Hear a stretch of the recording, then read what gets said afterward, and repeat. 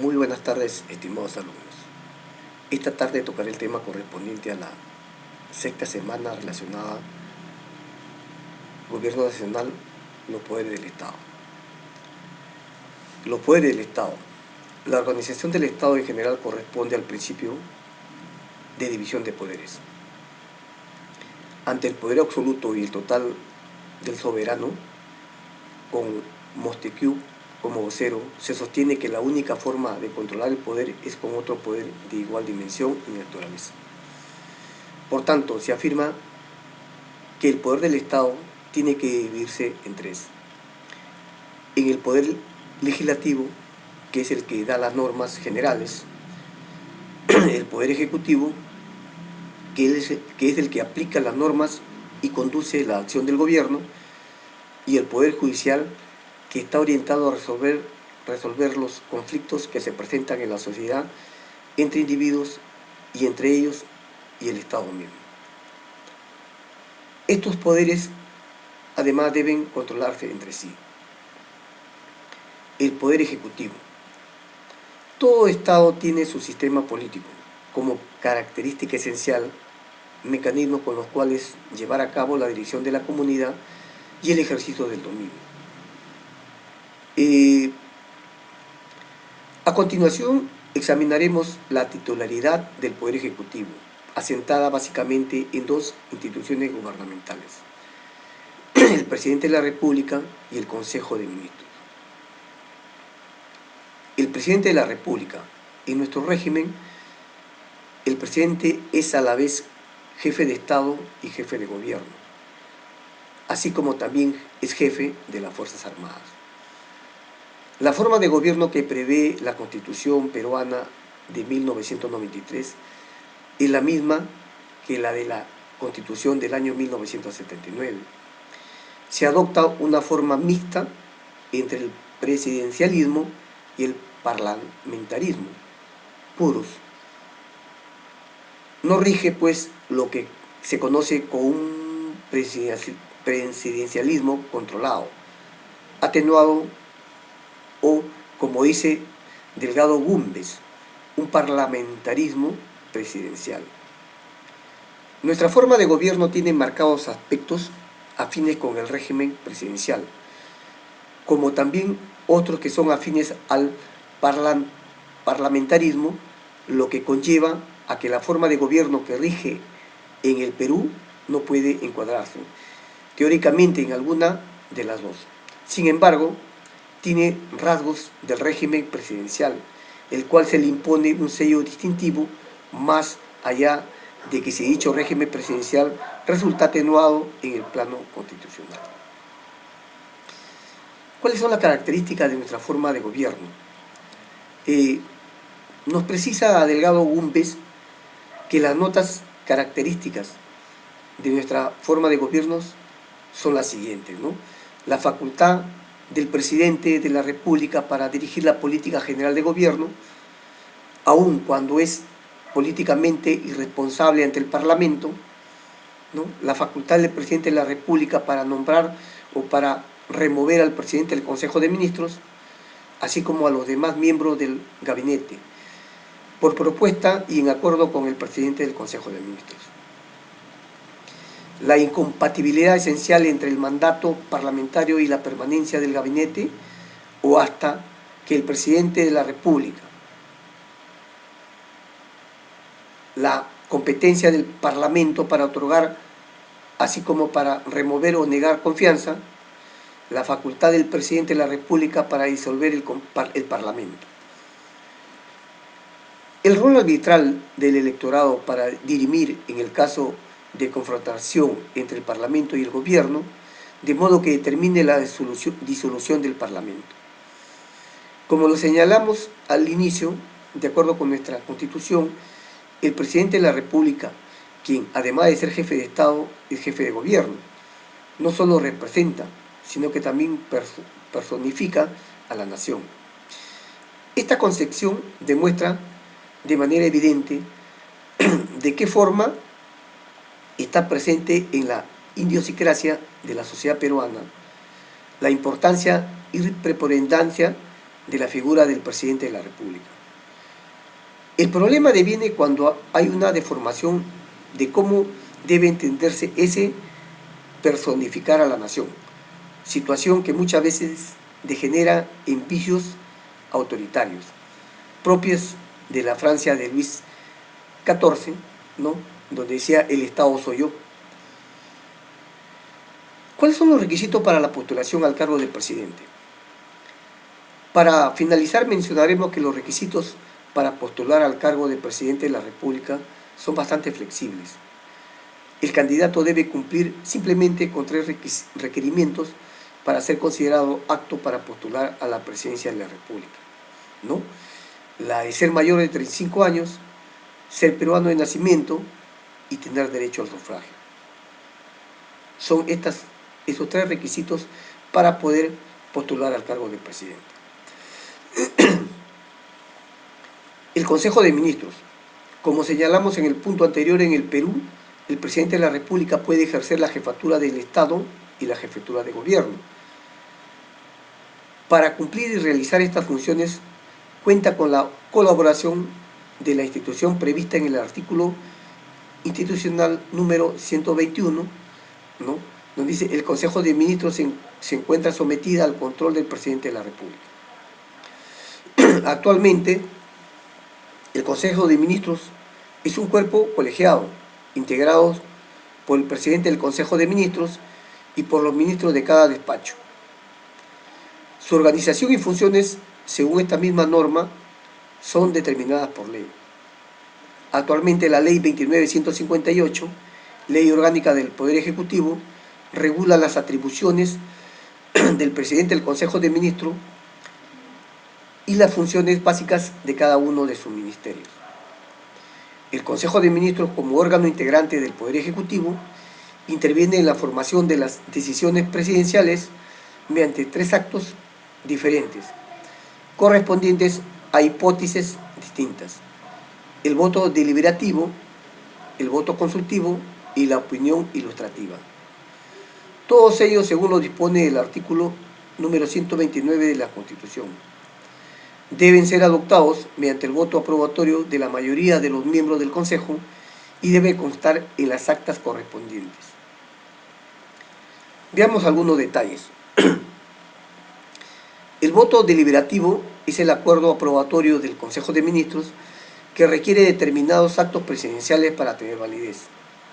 Según la Constitución vigente, este acuerdo es necesario para la aprobación de proyectos de leyes que el presidente de la República dicta y que también son sometidas al Congreso, ¿no?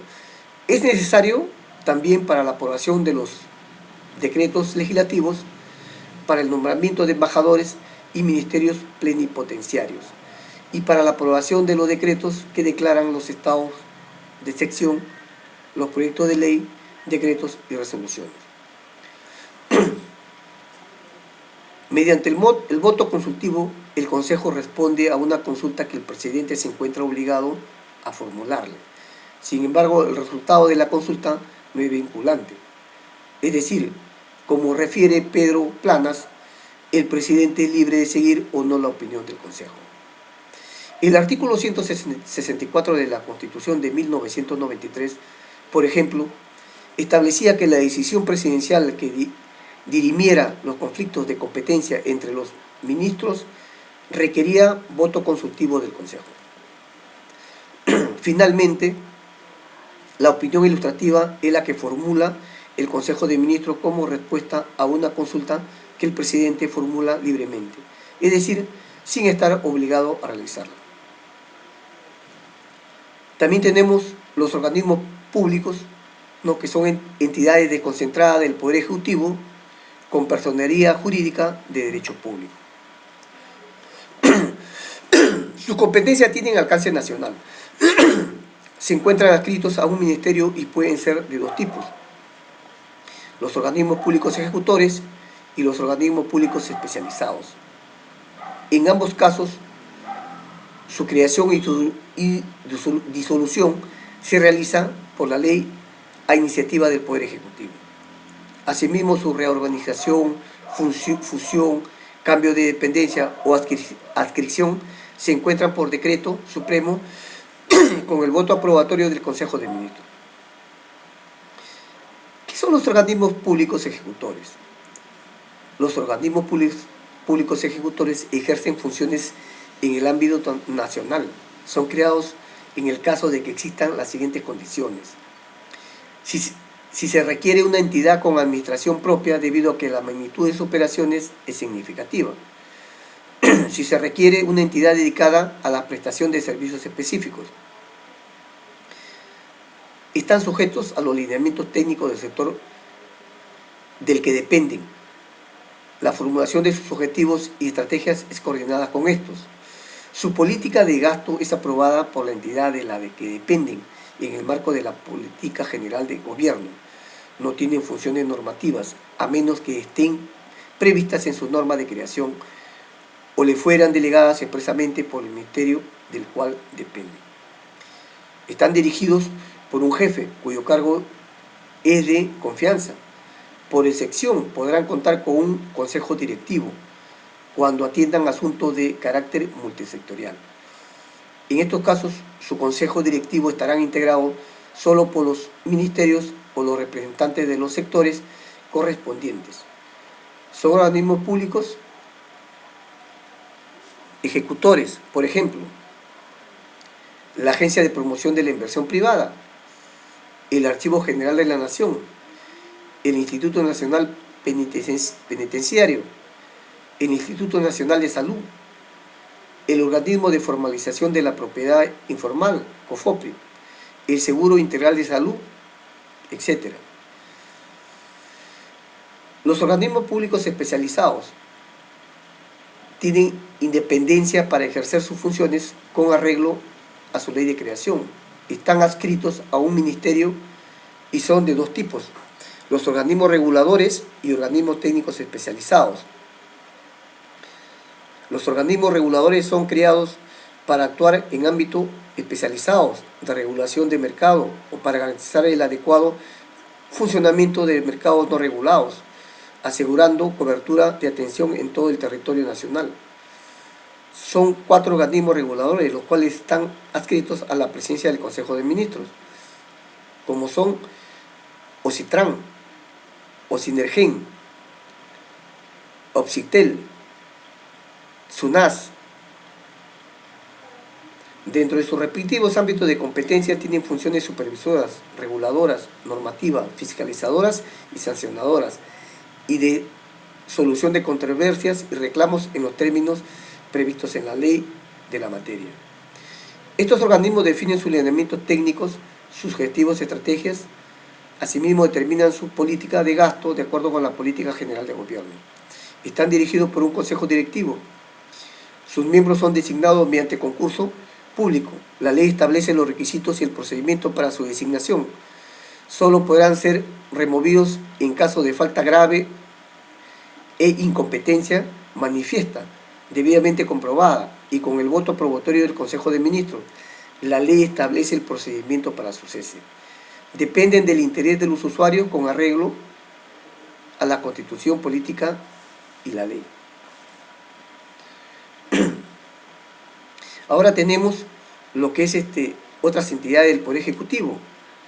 Además de los organismos públicos, en la Ley Orgánica del Poder Ejecutivo se reconocen otras instancias del Poder Ejecutivo, las cuales tienen sus propias normas de creación y con fines específicos.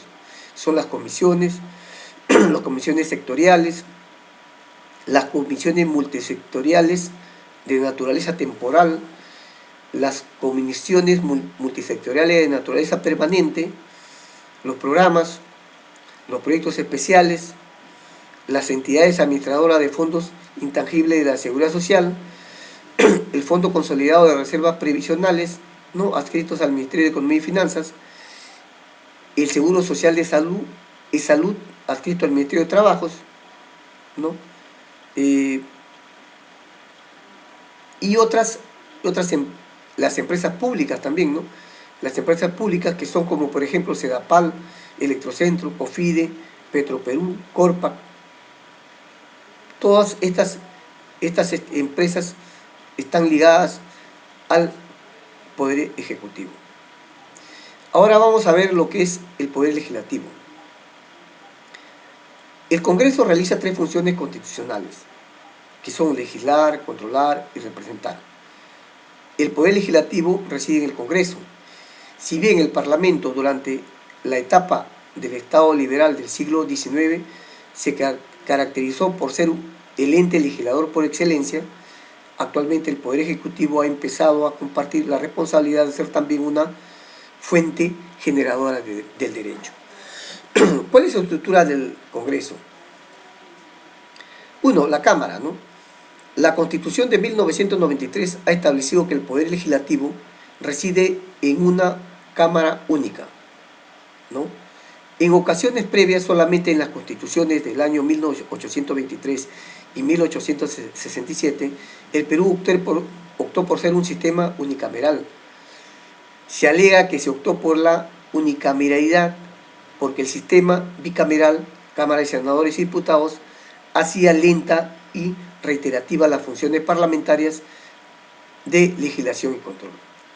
Por otro lado, se sostiene que un sistema unicameral podría derivar en una irreflexiva labor parlamentaria, si es que el partido de la mayoría del Congreso es el mismo que el del presidente de la República. Es decir, podría perderse la independencia y sobre todo el control de los poderes. El periodo de elección de los congresistas es de 5 años y es incidente con el mandato del presidente de la República. O sea, el Congreso está integrado por 130 representantes, ¿no? Artículo número 120 de la Constitución.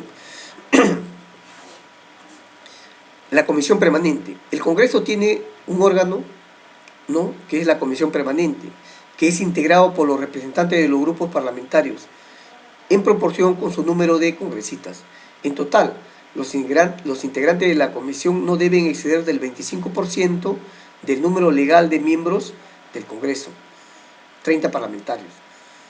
Dicha comisión tiene atribuciones específicas durante el periodo de sesiones ordinarias y extraordinarias del Congreso, como acusar ante el Congreso a las altas autoridades del Estado que la Constitución específica por infracción constitucional y delitos que cometan en el ejercicio de sus funciones, hasta pasados los 5 años de haber dejado el cargo, ¿no? Eso está en el artículo 99 de la Constitución. Por otro lado, la Comisión Permanente está encargada del nombramiento del Contralor General, de la ratificación de las altas magistraturas del Estado, el presidente del Banco Central de Reserva o el superintendente de Banca y Seguros. De la misma forma, la Comisión Permanente se encarga de recibir los decretos de urgencia que haya expedido el presidente de la República durante el periodo de disolución del Congreso. ¿Y qué son los grupos parlamentarios? El Congreso también cuenta con los grupos parlamentarios, que se forman con 6 congresistas como mínimo, con el propósito de cumplir mejor las tareas parlamentarias de organización y funcionamiento del Congreso, entre las mayorías y minorías parlamentarias, ¿no? Artículo número 94 de la Constitución. Estatus del representante. El candidato al Congreso, una vez electo, ya no puede depender de las órdenes de su partido, movimiento político ni de sus propios electores, porque representa a todo el país y no una fracción o grupo de interés. Por ello, el congresista no está sujeto al mandato imperativo. Si fuese así, los electores o el partido de su adhesión podrían eventualmente destituirlo o cambiarlo por razones distintas, ¿no? Está eso en el artículo 93 de la Constitución. La consecuencia de lo indicado líneas arriba acarrea la impunidad a los parlamentarios o de los parlamentarios que no cumplan con sus ofertas electorales, hasta un nuevo proceso electoral o sanción disciplinaria de su organización. Para el ejercicio de sus funciones, los congresistas cuentan con las prerrogativas parlamentarias siguientes: la inviolabilidad y la inmunidad parlamentaria. Estos privilegios protegen a los representantes, sobre todo a las minorías parlamentarias, de la persecución política.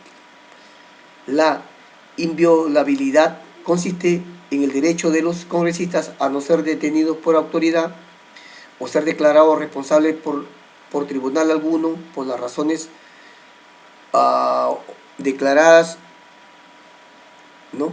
Declaradas o por las opiniones que viertan o por las actuaciones parlamentarias que realicen. Todo ello en garantía del ejercicio autónomo de sus funciones de representación popular.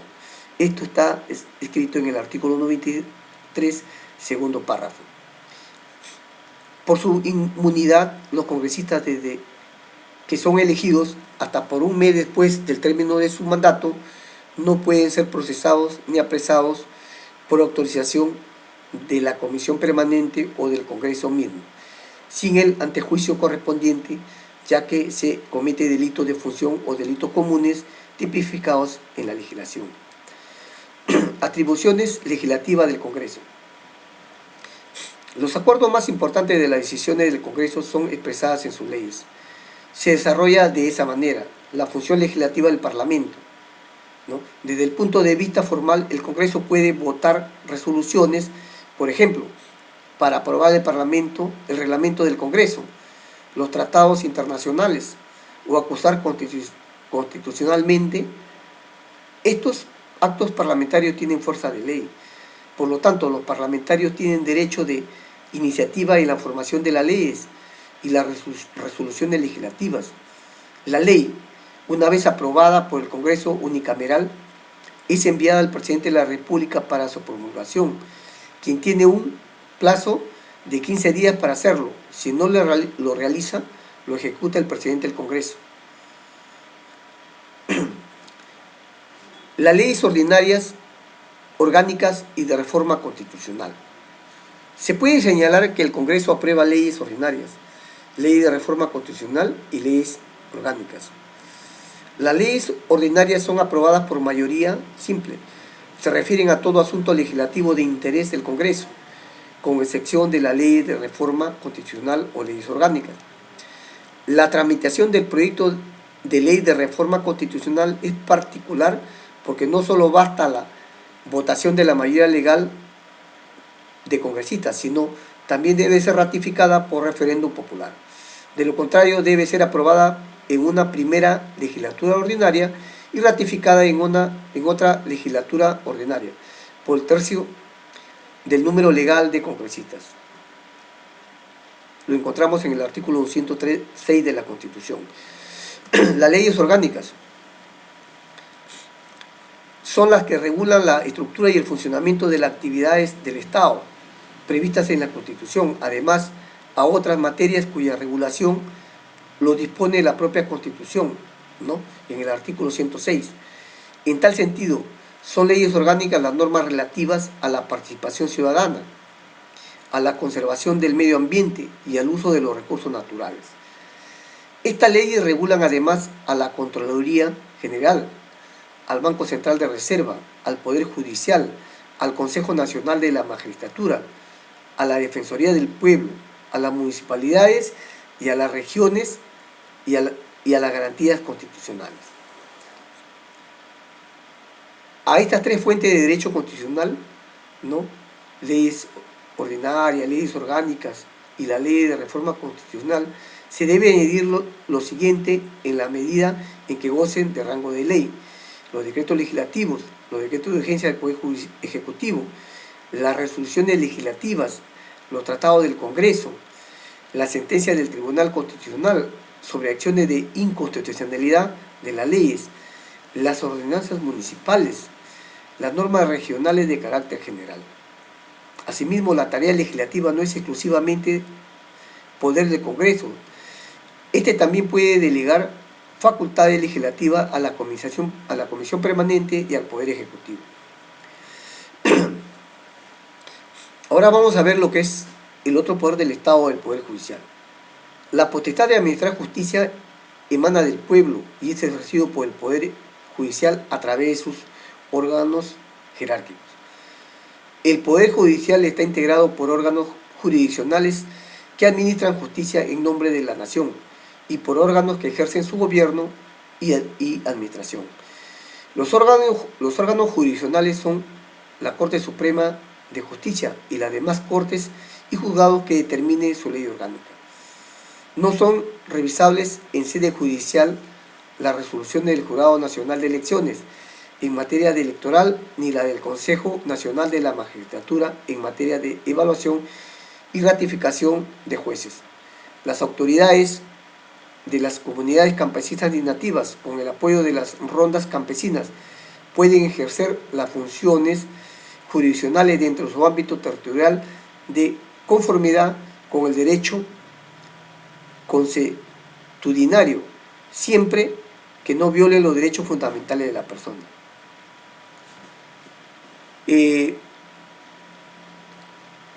El inciso 1 del artículo 139 de la Constitución del año 1993 tiene como premisa fundamental la unidad y exclusividad de la función jurisdiccional como las que ejerce el Poder Judicial con las excepciones que la misma norma establece y que son referidas a la jurisdicción militar, arbitral y también a la electoral y a la constitucional.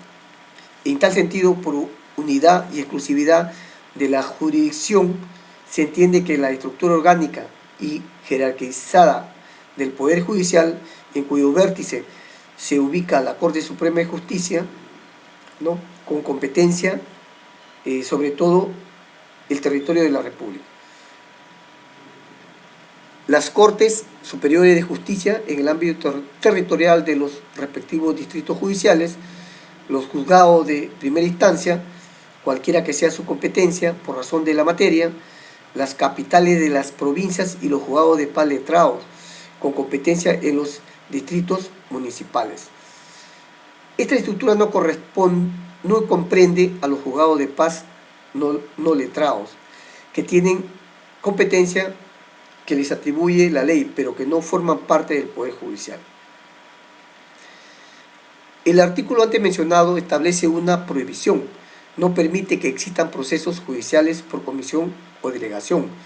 Esta prohibición es congruente con el enunciado de la unidad y exclusividad de la función jurisdiccional, pero referida a la que ejerce el Estado mediante el Poder Judicial. Ella impide que el juzgado o tribunal competente haga el cargo a un particular, incluso a un juzgado o tribunal incompetente. El consentimiento y la tramitación es un proceso, sea comisionado o delegando la resolución en él, ¿no?